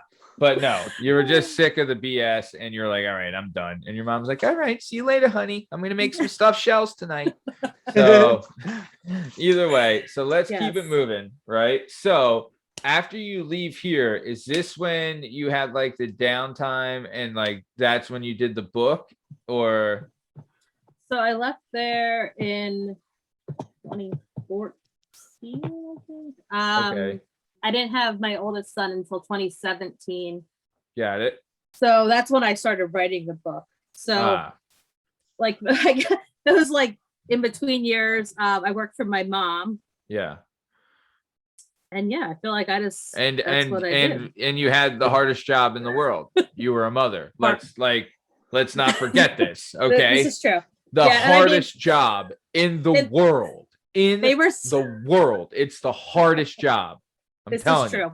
You know. Yeah. And going from one child to two, so much harder. You would think too, right? If mom's is the hardest, right?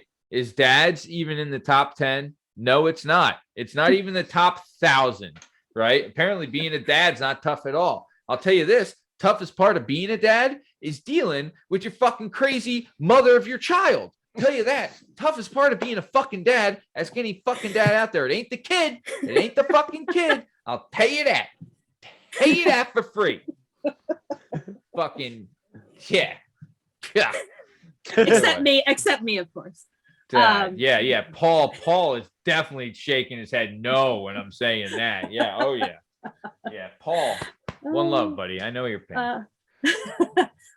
Yeah, those were a lot of really rough years though. So yeah. Were you like trying to like come to grips with a lot of issues? Is that why? Or I feel like I was going through a major depressive episode in the beginning of 2015. Yeah. My mother-in-law had passed away while my husband and I were engaged. Were you close with her? I didn't know her that long. I mean, she was a sweetheart. I hate that I don't have her. Yeah. But it was an awful experience. And then my husband's father didn't do well after she passed away because he was just like couldn't deal. Yeah. So he wound up passing away in 2015. Yeah. So yeah, like 3 years apart, and there we are, like, you know, just married and trying to deal with all this stuff. And then I had gone off my meds because I wanted to try to start having kids, and got pregnant and had a miscarriage. Sorry. Which was I'm a real, let me tell you, everything that can happen happens to me. Yeah. You're just a magnet for good luck. You are. Yeah. So then I was like off my meds so long that I was just like getting depressed again. But yeah, then I finally in 2017 or 2016 I got pregnant and delivered my oldest son in June of 2017. Then after that, like that summer is when I started writing my book. Cool. So, and it helps you vent some of like your issues and like things you're feeling. And then when was the book published? I published it this June of 2021. All right. Oh, cool. Wow. So I thought it had been out for longer than that. Okay. Yeah. So, I mean, and it's out and it's available now, and you can purchase it on Amazon or anywhere books are sold. And there's a link in the description of this episode. Highly recommend you check it out. So either way, so you do the book, and we're going to get more in the book later, but then also how long, okay. So you do the book, right? Like you have this time, you're going through this period, and like you're really just like adjusting your life and coming into your own and like trying to work through your problems, and you also while having children and a husband and a family, and like all these things keep piling up. And that's like, you know, husband, children, family that's the stuff you don't even have to pay for, let alone all the bills you have and like homes and things like that, you know? So like all that stuff, just, it adds up, and it can be so much. And there's a lot of pressure. And when you have like a high stress or high anxiety, it wears on people and it wears on you. So you needed like this outlet, and then you were able to pour yourself into this. And kind of like, it almost, did it give you like a God's eye view almost of like your life when you're going Yeah, through for this sure. book, you're like, oh wow, all of this is like you're kind of connecting the dots on the way. Would you say that kind of helped when doing Yeah, the for book? sure. I feel like I actually, so my goal was to set out and be as honest as possible. Yeah. Because, you know, I shared there about worrying that I hit somebody with my car because I wanted someone to read it and understand what I was, Yeah. you know, what other people go through that. Yeah. But there's actually chapters in that book that the time was so hard. I still don't want to read it. Wow. Like I wrote it, but I don't want to go back and read it. Yeah. Wow. That tough, huh? Yeah. Yeah. We don't have to relive that stuff. So no, but honestly, I'll tell you, I consider myself, I am somewhat open on the show. There's a lot of stuff I won't talk about myself and about like my personal life and my wife and things like that. And I'll joke and I'll make fun. And yeah, I joke about like, you know, my wife and things like that. But I will say this, like when you're talking about your father-in-law not doing well after losing his wife, I fucking pray to God that it never happens. But if I were to lose my wife, I would be just done. It would kill me. It would absolutely kill me. And I think most husbands feel that way. So I made my girlfriend promise me before we started dating that she has to outlive me. yeah. It's funny. I always tell my husband that I want to go first. So Really? Yeah. I'm selfish. I mean, I would hate one of my biggest fears, and I just hope I pray to God it never happens, but I would hate having to tell my daughter that mommy's not coming back. Right? Like I would fucking that, like just the thought of that. Yeah, nobody wants that. No one. I'd rather, you know, I'd rather be my mom having to tell her I'm not coming back than the other way around. I would say that. But yeah, no, that's a legit fear that, you know, it is real. But you're going through this, you're doing all this stuff, right? But you finally get through the book. And then what was the process like of getting it out there and publishing it and doing all this stuff? Like that's not an easy task, right? No, like it was like the whole thing, like, because you have to get it edited and proofread and copies and all these different things. And it was handwritten, right? At first. I actually wrote it on my computer. Oh, so okay. I usually journal with by hand. I keep a journal. But for some reason I just started typing one day and that's what turned into the book. Yeah. So what I originally started typing is what I finished with. That's the same. Cool. Wow. But yeah, so when COVID did you ever go back and like just like flip through the pages of like 10 years ago in a journal and be like, oh, what did I write that day? Oh, wow. Jeez. Oh my God. So I always joke that like I seriously should just burn my journals because I never want someone to open it and read like my thoughts because yeah. But, I mean it's like my private what's happening in here, you know, get it out. Oh yeah. I hear. So sorry, I interrupted you. So you're saying COVID's happened. So COVID happened. So I figured it was a good time to finally get my book edited. So I did like a online website looking for an editor, and you can like put like, I forget how many 1,000 words it was in, and you like explain what your story's about. Yeah. And if there's an editor that's interested in reading it, they get in contact with you. So luckily someone wanted to read the whole book. So they contacted me, and he was formerly a editor at Simon and Schuster, which is like a huge book company, a publisher. Yeah. So he, you know, Old read my Simon work. And Schuster. Yeah. So yeah, he read my work and was like, you know, that's definitely, I mean, he wrote me like the nicest like opening letter. He's like, I had just like no freaking idea like what I learned from this book and how like raw it is and honest. Which I think was what he liked. I mean, I don't want to say that I'm embarrassed by any of the stories, but there's stuff I share in there that I had reservations about putting it in, and I was just like, nope, I'm gonna go for it. That's what I set out to do, and I'm gonna do it. No, God bless you. And that's, I'll tell you, and I will say this, it takes a lot of courage to do what you've done. You know, like there's some stories you share in there, and they're like to even relive some of them. And and there's one I'm talking about in particular, and even to like relive that and share that, it takes tremendous courage and strength. So I think everyone should applaud you for that. And if they want to check out the stories we're talking about, just click the link in the description. You can purchase it on Amazon. Hey-o! So either way. All right. So so the editor hits you back saying like, God, this is great, really good. And then, so what's the next steps after the editor? What do you do with him? So from there, their job's kind of done. I have a polished book, and my next thing to do is find a publisher, which is really hard to do. Let me know. Scott and Bell Publishing. They're sponsor of the show. There we go. Oh, really? Yeah. So next when you're writing book number 2, let me know. But yeah, I will. Yeah. I reached out to a bunch of publishers, and I feel like you have to find the publisher that wants to publish that thing when you have it. Yeah. And I was getting so much anxiety from not hearing back from them, or hearing like, I don't really want to publish this. So I was just like, you know what, I'm just doing it.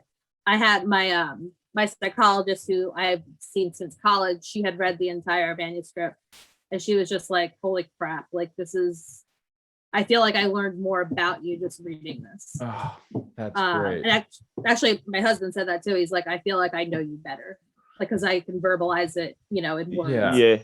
That's what she was like, this will help so many people, even family members that have someone that suffer from basically any anxiety disorder. It doesn't have to be OCD specific, because my anxiety, I have generalized anxiety. I also suffer from ADD, which that was a surprising one for me, but makes a lot of sense.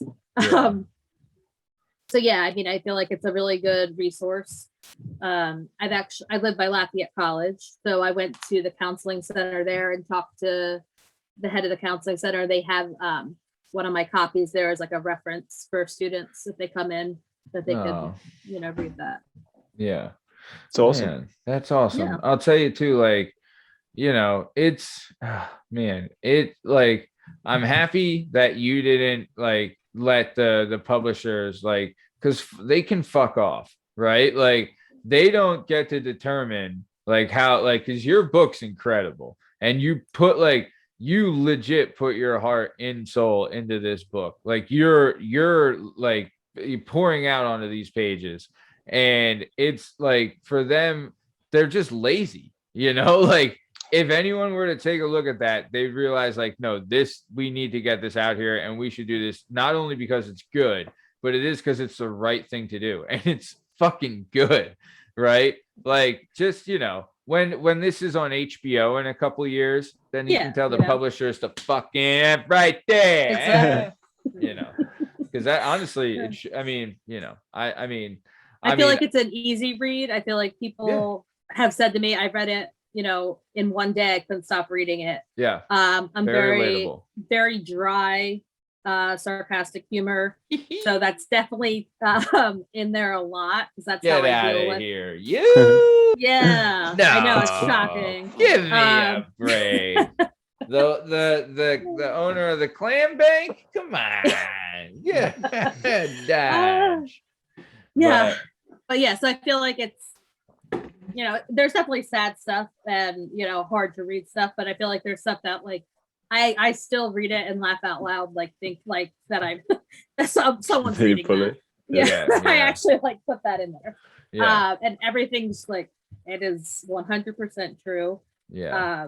And I've had so I sell the book at my business also. Which we'll talk about in a minute.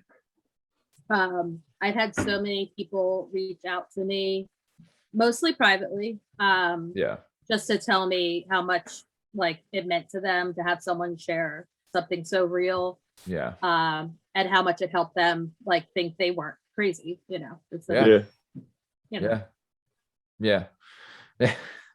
it's almost like a backhanded compliment when they're saying like, God, I used to think I was crazy. Then I read your book. I learned about you. Then I read your book and I'm like, oh my God, I should run for president. I'm so sane. Yeah. I always say like that, like I feel insane, and my psychologist has always said if you feel insane, you're actually sane.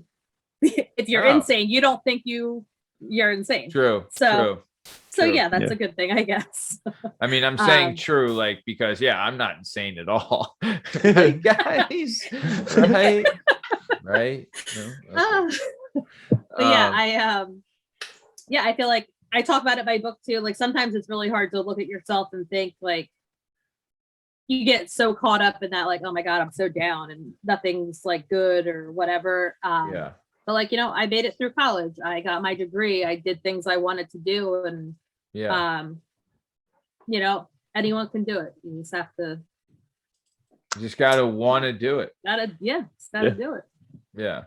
There is, honestly, when people talk about like doing something that you like to set out to do something, the first step is always the hardest, right? Sure. Like it's doing it, right? Like, but once like you can learn something new, it's just, you just can fucking do it, right? Like, it's just like, but you do have to have in your mind of like, I don't fucking care what gets in the way. I'm not going to stop until this is done or until I do this, right? You do have to have that mentality, and you do have to be humbled, right? Like, like being humbled is part of the process where like you're realizing like, oh fuck, people really don't give a shit. You know what I mean? Like there is that part of it, right? But it's like in your mind, like you're doing it, but you have to do it. You're not doing it for like notoriety or gratification from others or, commendations from others or anything like that. You're doing it because it's the right thing to do, and it's good for you internally, and it's good for other people as well. And honestly, what you do, it's like, it's a service that you provide in a way where it's like you're giving strength to other people, and it takes a special person to do that. And I've always known you were special, since day one. So even before you wrote a book, so fucking look at this guy over here. How smart I am. Fucking hey. So all right. So let's keep it on moving down the road. So like we said, the book Hold On, Let Me Check by Molly Godfrey. There'll be a link in the description of this episode. I do implore everyone, check it out. It's a great read, and it's really, really good for, anyone suffering from anyone, really. You don't have to be suffering from anxiety or some kind of OCD or anything like that. You just have to be a person, and then you can hear another person's real story and, kind of get some perspective on your life. So I want to keep it moving because there's something else we got to shout out, and there's more links than we got to put in this description. So right now, not only is she a self-published author, right? She said, fuck all you hoes. I'm going to open up my own business. Right. So the name of the shop is called Learke, right? And it's spelled Learke. It's in downtown Easton. Right. There'll be a link in the description of the episode. There'll be a link for all the socials associated with Learke and everything like that. And I will say on Instagram, you're a great follow. I follow you on Instagram. You're awesome. Yeah. Oh, no, I love it. You do great with like the pictures and everything you're posting. I think it's great stuff. And just a lot of it's your merch and stuff like that. I think it's awesome. And it's a really like, it's one of those places where like, I know my wife is going to love this place. So yeah.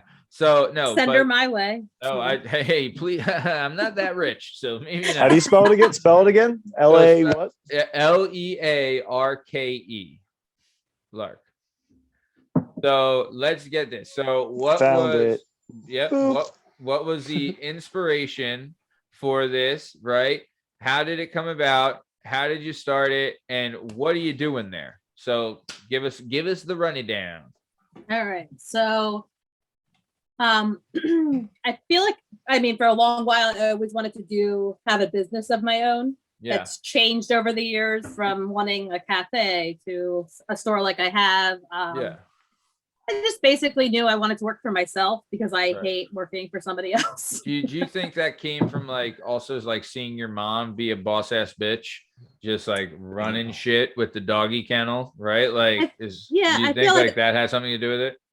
I feel like a little bit, but I feel like a lot of it has to do with I just want to be in charge of my life in all aspects. I don't want someone telling me I can't go on vacation for a month if I want to, or whatever, it's Yeah. life's too short and I just want to live it the way I want to live it. Yeah. No one so likes that's being kind of- micromanaged. No, just ask my husband. He hates it. You mean the happiest guy in the world? Your husband, right? I mean, I'll tell you this. It's humbling every day when you come home to the person who has the hardest job in the world. Really humbling every day. So, sorry, keep it going. So, the inspiration behind Learke. So kind of always just wanted to do my own thing. Have, just that it represents me, who I am. It's very inclusive. Yeah. But when it started because a friend of mine at the time, we were out having coffee and we saw this place was up for rent, went and looked at it, and it was like the perfect price, the perfect space. Yeah. So we just jumped right in. Yeah. Just literally like within the week we signed the lease. And that's actually how the name came about.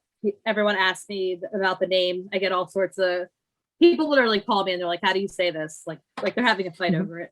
Yeah. So it's a It's not portmanteau. Learke?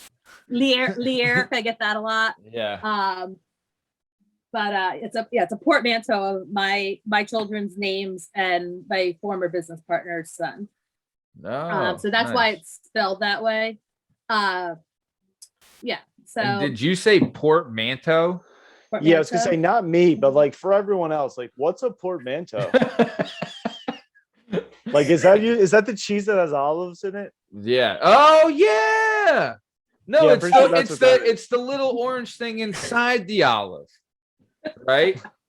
That's exactly right. It's exactly The right. portmanteau. That's the I think little it's called orange. piment. I think you meant to say pimento loaf. It's Yeah. The placenta. Yeah. Placenta loaf. So You just couldn't get away from that OBGYN. Huh? You just had the name. Yeah. All right. So a portmanteau is just a combination of it's a word that you create from other Right. words. Yep. That's what that means. Yeah, Just a that's- fancy word for. I mean, I think that's all words, right? Yeah, basically. What are you gonna do? down to it. Because it's not a word. Like I created it. Yeah. Um. I like it though. I like too that you're like it could like you've created it and you legit can choose any way to pronounce it, but you choose the one that no one thinks of. Like you intentionally chose Learke because it's like, oh no, keep guessing because that's not right. Yeah, keep trying to pronounce it correctly, but because you're wrong. But so no. some of it, the reason it's pronounced that way, is because we started on a Learke. Like just Just on a Learke. Taking me jump for a right in. lark. Yep.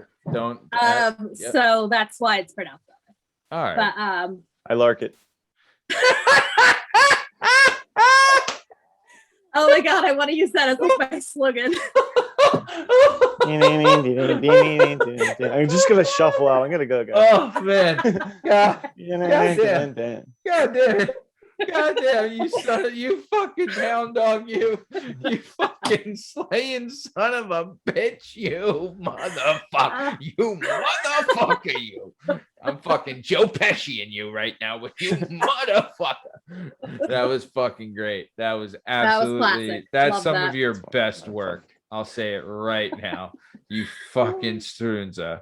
Okay, so yep, we got Learke. We got it going down in Chinatown, right? Yep. So it's in the historic district of Easton. And something you didn't mention that Easton's known for is Crayola. Yeah. Crayons. Oh. Yeah. So The they're Crayola factory. that's Yeah. downtown. Yep. It's a couple blocks away from me. And Easton's really like coming a long way. It's awesome what's happening. Yeah. A lot of redevelopment, things like that. Yeah. Yeah, my store is basically it's like a boutique gift store, I guess is what I'd call it, but doesn't really do it justice. Yeah. It's something you'd find in Brooklyn. It's really basically. cool.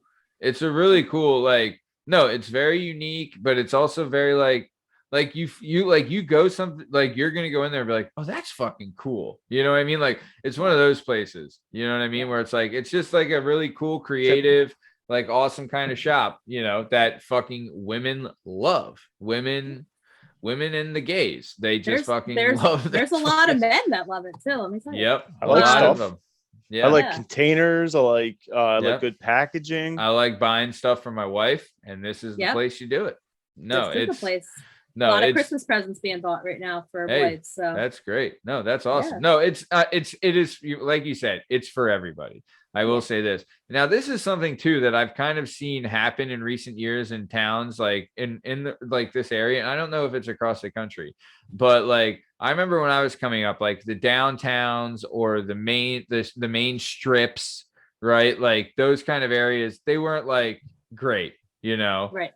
And then there, so like a few years ago, there started to be a flip of like, hey, why are we wasting this real estate? Let's put some nice shops. Let's put some nice restaurants. Let's put a couple bars. Let's put some fucking cool things here get some foot traffic going, get some Friday night popping, right? Like, and kind of bring in a nice element here. So is that what you're saying? Like, is Easton kind of done that where they're kind of like turning it around, making the downtown the happening place? It is definitely the happening place. Nice. So my parents are born and raised in Easton also. Yep. And like back when they were younger, you came downtown for everything. That was where all the stores were, everything you had to do. You walked there. It was a nice place to go. And then somewhere along the way, it got a little seedy, we'll say.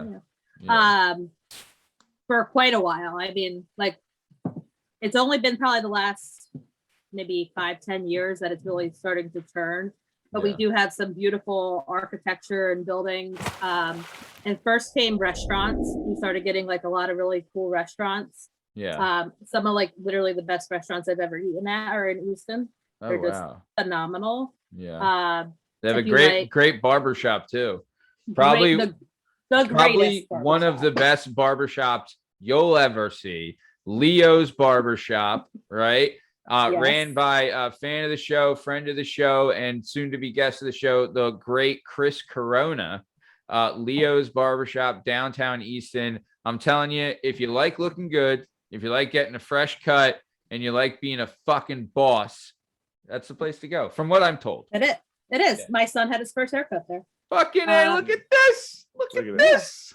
And he's right kind of across the street from me, little diagonal. So he's adjacent, you'll say he's adjacent. He's across the street, but like down a couple buildings. So sure. That old chestnut. Yeah. Nice. So we're representing 4th Street downtown with the hey, love that. Just to let you know, Working Perspectives Podcast is a member of 4th Street Productions LLC. Just letting you know, that's my production company, 4th Street Productions LLC. No big deal. Yeah, I have a job with a salary, 401k, full benefits, and I have a production company. No big deal. It's a thing. We don't have to make a whole thing about it. No, we don't have to make a big deal.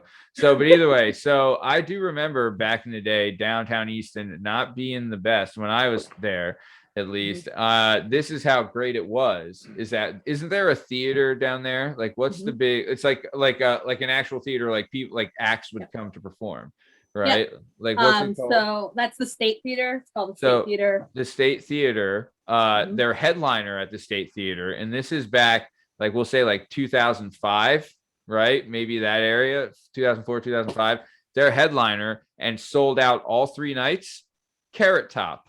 That's just what Easton was doing then. That's just what the town was. They're selling out for Carrot Top, right? Like that's just the kind of town you're looking at. Shout out Carrot Top, fan of the show. I went to the show. Did you really? All 3 nights. I really did. No, just once. Just once. Really? Just once. Actually, travel with Carrot Top like fish. Oh yeah. Oh, wow. No. Yeah. He's like a Grateful Dead fan. They travel. Yeah. I got you. Yeah. So no, okay. So Easton's done a flip. Now I know this is like, I know for Lansdale they did it. There's another town near us called Phoenixville. They did it where like they did what we're saying with like the, they're just at like upping the real estate of their downtown rate, like, which is ups the property value. Yeah, which is ups the property value of the whole area, right? Yeah. And like makes it like a happening cool spot. So and honestly, it had a lot to do with like, I know in Phoenixville, it was like, there was like a town organizer kind of thing. And it was like the same thing. That person then came to Lansdale and did the same thing. But so that's what you're saying Easton kind of has done with, cleaning it up a little. Like properties, like, man, if you would have bought like 10 years ago, you probably would have got some huge building for like $100,000 that's worth $500,000 now. Yeah. Oh wow, that big of a turnaround. It's huge. What was the catalyst, do you think? I really don't know. I really think the restaurant started it. Okay. And then our mayor is born and raised in Easton, and he's just a very, let me guess, nice Irish Catholic fella, right? Italian. Oh, get out of here. In Easton? No way. I didn't know with the Giamonis and the Sportellis and the Fortabonos, right? You never would have thought Coronas. That's aggressive. Yeah. Who would have thought an Italian would be able to do that in Easton of all places? Unreal. Get out of Dodge. You'll like this. His family owned a meat market back in the day. He definitely had relatives that killed people. Definitely did. Oh boy. That guy's no Strunza. So okay. So like we said, you have your shop, you're in downtown Easton, things are going well. How long has the shop been there? So I officially opened February 1st, 2020. Oh, fuck. So we're opening shops. We're releasing books. This has been a productive pandemic for you. Right? We're having a productive pandemic. Yeah. So opened 6 weeks before the pandemic, was officially the shutdown. How did you survive? I don't know. I don't know. Did you do like how were you like? Did you get the stimmy and like all of that from the government? Like what the hell? I did not get anything. How the hell? Online? Yeah, was it online? What were you doing? So I did I didn't even have an online like website, like e-commerce site up yet. So that was oh my God, get it done like now. Yeah. And then Easton is really about its community. So we have this thing called the Greater Easton Development Project. So they did a lot of promotion for us to help people, awesome. Like buy for us and things like that. Yeah. Because we were closed all of April. Oh, and you opened in February. Yeah. Opened in February. Oh, God. So closed all of April, at most of May, and then like the end of May we kind of opened. But I mean, as it opened, we opened on our sidewalk. We only did sidewalk sales. So which is hard. Like a niche thing, but you're doing sidewalk sales in what, April, right? Yeah. And like April, not the best weather. No. Yeah. I don't think we opened inside until like the end of summer. Wow. And even then it was like only 2 people at a time could come in. Oh my God. And like, were you still doing the sidewalk thing at the same time? Not then, because it was like getting pretty cold out, like last holiday season. We just did inside. But you were able to adapt and survive, which is, I mean, God, that's just, oh my God, I can't imagine that. Like, what a kick in the fucking dick, right? There's a recurring theme here. Seriously. Right? It's just one fucking shot in the waffle after another. We're not gonna do anything easy. My God. No, I do nothing easy. Nothing easy. But no, that's like, I mean, God damn, that is tough. That is real tough. But so you're able to survive that. You bounce back. Now you're kind of like functioning like normal, like you always dreamed of prior to the pandemic. Yeah, pretty much. Things are pretty normal now. Yeah, you've doubled up like your sales of hand sanitizer and quirky masks, right? I actually stopped buying masks because I don't want to be stuck with like a million of them. Yeah. Not that that's going to happen anytime soon. That we're going to not be, whatever. No, it's masks for the rest of our lives, guys. Just to let you know. Forever. But no, it's as normal as it can be. Yeah. So yeah. Nice. And is this something where like what are your hours? Are you open every day or what's the deal? No. So right now I'm open more because the holiday season's the busiest time. Yeah. So I'm open Wednesdays and Thursdays in the evening a little bit, and then Friday, Saturday I'm open like the whole day, and Yeah. Sundays 12 to 4.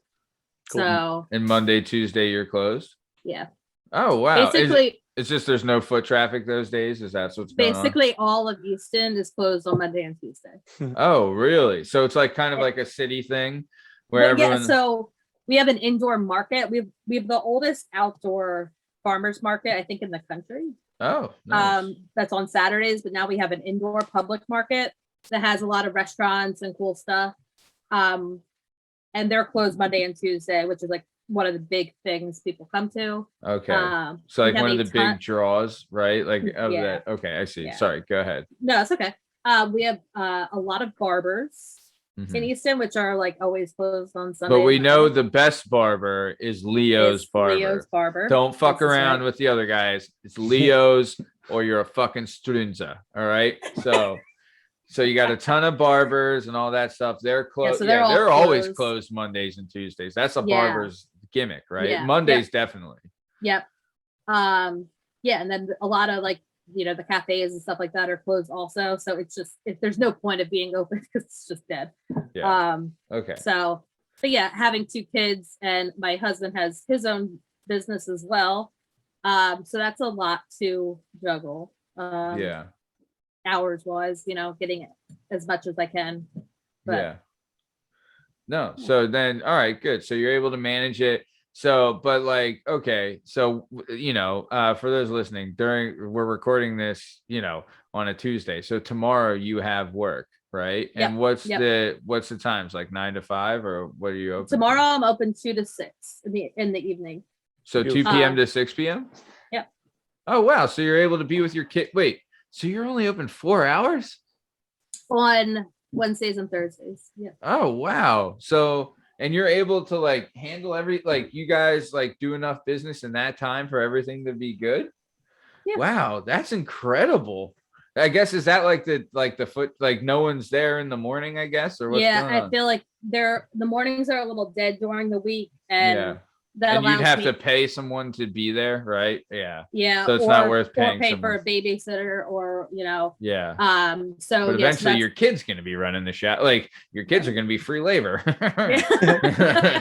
So they'll be doing it in the morning. Yeah. No. Okay. So yeah. So it's just not, juice isn't worth the squeeze for the morning. So yeah. So you kind of, you're 2 to 6. No. And like, do you look forward to going into work? Yeah, I love it. See, I really do. Awesome. can't put a price on that. Number one thing we found while Cannot. doing this show, that is the number one thing. And honestly, I really think that's what people should like be like kind of, and I know it's different for everyone and you can't choose what you're doing. And all of us have like responsibilities and obligations that you have to take care of. Right. But if your goal, like, if I was saying to any young kid, if your goal right now, look for something, you're going to love to do every day. Right. Sure. Instead of like just trying to get money and get by. If you're able to do it, I know not everyone is, but that's like just seems to be like the recipe for success for anyone else. Sure. Like just having like a full success. Like maybe you would have more money somewhere else, but you wouldn't have as much time with your kids. You wouldn't have as much time with your husband. You'd be micromanaged by some fucking students, right? Like it'd just be a nightmare. So Yes. yeah, dude, I'll tell you what, Molly, I love, this is one of the best things about doing the show is reconnecting with old friends. I fucking love you to death.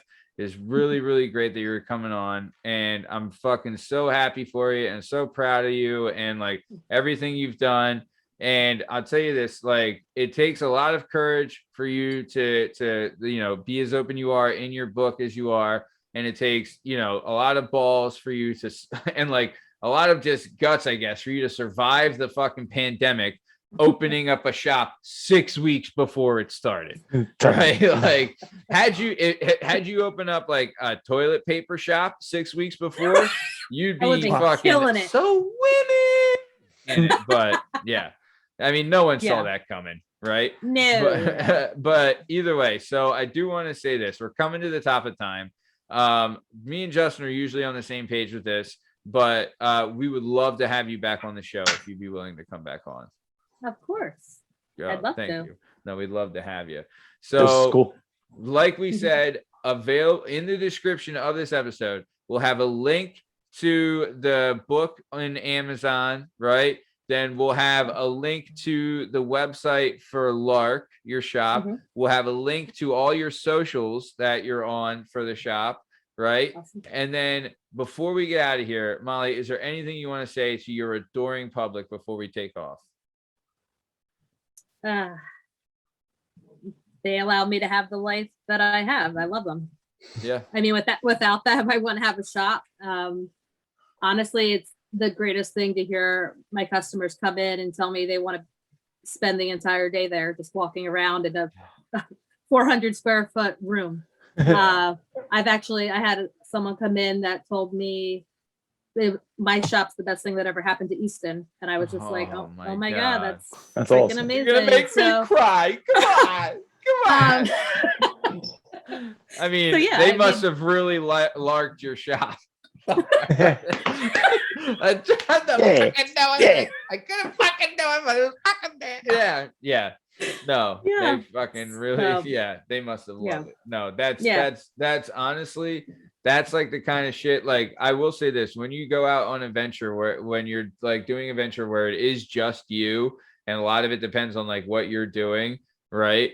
There is a lot of self-doubt that comes with that, and a lot of times you're like, fuck, should I have done this? Did I do the wrong thing? Kind of thing. Oh yeah. And Yeah. like those kind of compliments and that's kind of thing, that's like the fuel for the fire, and that's For what sure. keeps you going and keeps you coming back. And I'm so happy that you get that. And you're right. And honestly, we feel the same way. Everyone that listens to this show, I can't fucking thank you enough. We are absolutely blessed to listen for people that listen to this show. Absolutely. So thank you for that. So JDub, before we take off, anything you want to say to the Nutty Wubby faithful before we roll out? No, this is cool. Go to Amazon, go get her book, go to Learke, fucking live it up. Yeah, no, this cool. I'll tell I had a you, good this time. is a great fucking show. This was a blast. But no, this was a great fucking show. And thank you, Molly, for coming on. So Screw you having if your me. name's Paul. yeah, screw it, Paul. All the Pauls. No, we don't want to lose the Paul We're losing demographic. Pauls. We're dropping all the Pauls. No, Paul, come back, please. All the Paul viewers. That Justin's opinion doesn't reflect the opinion of Paul's of the Working Perspectives podcast and Forestry Productions LLC. So this has been another episode of the Working Perspectives podcast. I'm Matt Lavelle, accompanied by Justin Richardson, and our guest today was the one and only Molly Godfrey. You can find all our stuff and all our content on all podcast platforms and YouTube at Working Perspectives Podcast. You can hang out with us on Instagram at Working Perspectives Podcast, and you can join us on the Twitter and the TikTok at Working P Pod. If you'd like to be a guest on the show, please email us at workingperspectives@gmail.com. And please, God, just get her off my back. Like and subscribe so my wife just leaves me the hell alone about doing this show. All right. Well, thanks for listening. Stick around for the ad read. Thanks. See ya.